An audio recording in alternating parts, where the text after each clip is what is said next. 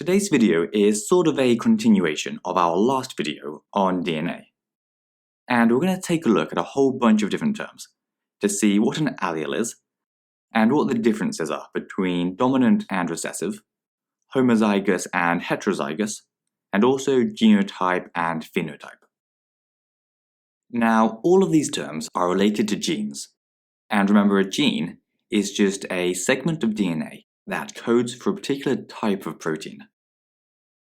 Together, these genes we inherit determine the characteristics that we go on to develop.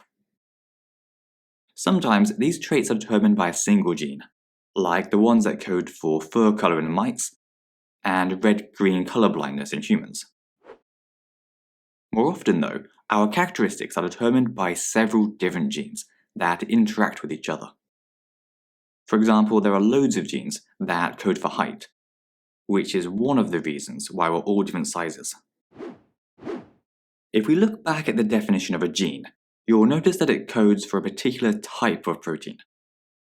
The reason I say type of protein is that there are often multiple forms of the same protein. And so there'll be a different genetic code for each of those forms. And we call these different codes alleles. So you can think of alleles as different versions of the same gene. Because we have two copies of every gene, one from each of our parents, it means that we'll have two alleles of each gene.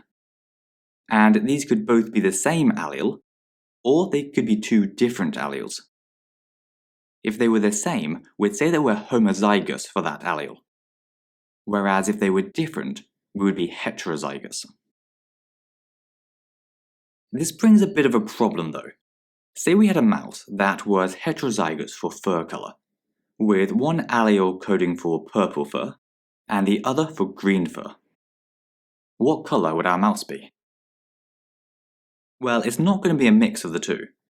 Instead, one of the alleles will be dominant, and the other one will be recessive. And it's always the dominant one that gets expressed. So if the purple allele was dominant to the green allele, which would make that green allele recessive, then our heterozygous mouse would be purple.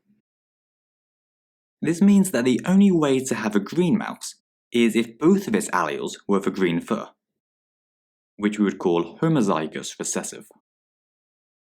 On the other hand, the purple allele will always be expressed when it's present, regardless of whether the mouse is heterozygous or homozygous for the purple allele.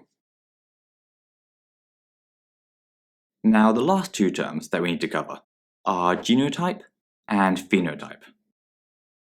The genotype is basically the entire collection of alleles that we have.